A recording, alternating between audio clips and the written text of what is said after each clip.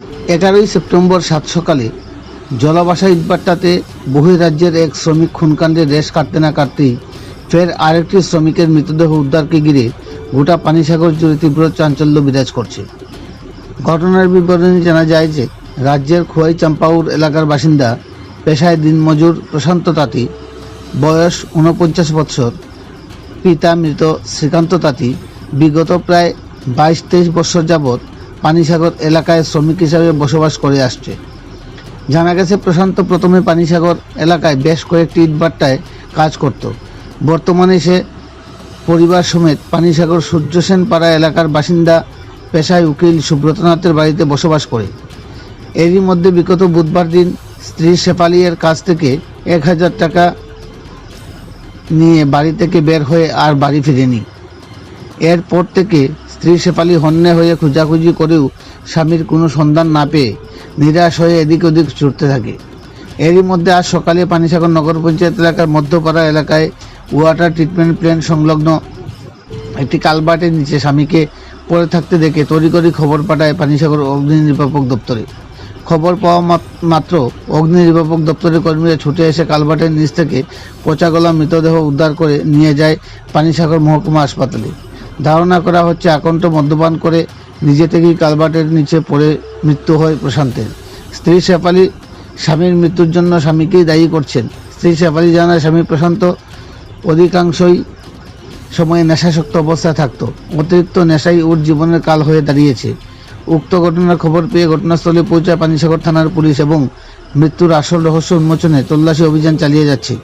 পানিসাগর থেকে নিজস্ব প্রতিনিধি রিপোর্ট, শ্যামলী ত্রিপুরা। কি নাম আপনার?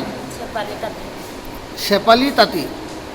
যিনি আজকে একটা লাশ উদ্ধার হয়েছে, আপনার কি হয়? স্বামী কিভাবে মারা গেল উনি? মদ খাইছে দাদা, আর টাকা ঘর থেকে 1000 লিয়া ভারিছে। কবে বেরিয়েছে? বুধবারে। গত বুধবার দিন বাড়ি থেকে 1000 টাকা নিয়ে বেরিয়েছে। বাইরে গেছে। বাইরে আর বাড়িতে গেছে না? গেছেন। আমি সারা দুনিয়া রাইতে রাস্তা পানি সাগর এই বাজার উজার টুকাইছি। বুধ, বৃহস্পতি, শুক্রবার আপনি আর খোঁজাখুঁজি করছেন না? টুকাইছি, বেজান টুকাইছি। আস্তা দুনিয়া টুকাইছি। পাইছেন না খুঁজার? এমনি পাইছেন না যে থানাতে জানিয়েছেন নি? পরে আমি সকালে টুকাইতে গেলাম। পরে আমি তো জানি মদ খেলে যখন জঙ্গল ঝাড় ঘুমাই যায়, মানে ওই চেক করলাম, এটা জলেই বেসা গেছে। মদ খেলে তো জঙ্গল ঝাড়ে ঘুমাই যায়। এমনি আপনার স্বামী কি কাজ করতো? এমনি হাজিরা, যে লাকড়ি ফাড়া, ইট ভাঙা, ও তামালকেই করতো।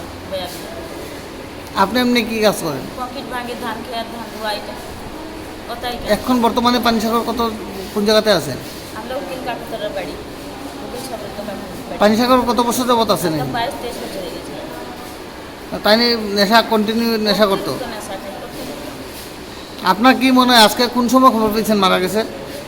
টুকাইতে আমি সার গেছি। এরপরে আমি না দেখি, আবার সব মানুষ যে ভাট্টা থেকে মানুষ সব জমা লাগাইছি। আমরা মানুষ আসে না ভাট্টার ভিতরে, সব ডাকি। না, আজকে যে মারা গেছে, ডেড বডি পাওয়া গেছে, আপনি কিভাবে জানছেন? আমি টুকাইতে 6টার সময় আমি আপনি খুঁজেই পাইছেন? আমি ওই কালভার্টের নিচে দেখছেন? এ তো জানি মদ খালে বই দিয়ে আমি জানি তার সব। দেখতে এরপরে কারে কইছেন আগে? ভাটার মানুষ সব আইছে, এমএলএ ভাটার মানুষ সব আইছে, দেখি আগে। এরপরে ফায়ার সার্ভিস দিয়ে এখানে আনা হয়েছে। তো আপনার কি মনে হয়, মৃতদেহ দেখে আপনার কি মনে হয়েছে? এমনি কি তাই নিচে থেকে খাইয়েই পয়দা মরছে নাকি অন্য কিছু? না কাকু, মদ খাইনি, তো মদ খাইনি। নেশা করে মারা গেছে? দাও দিয়া গালে কাটছিল আমার। প্রচণ্ড মদ খাইতো না? খাইয়া মারছে, হয়তো হাত পালাইছে, হয়তো পাও খুবাই দিয়েছে আমার। হয়তো আপনার পরিবারের কে কে আছে? কেউ নেই, খালি পুলা একটা মাইয়া, কেউ নেই। ছেলের বয়স কত? 14। এখন কই আছে? এটা এমএলএ ভাটার থাকে। এমএলএ বেটারতে আছে ছেলে? তার সব বাবা আচ্ছা। তার নিজের, তার বাবা মানে আপনি কইতেছেন যে মদ খেয়েই পইরা মারা গেছে, অন্য কিছু না? না,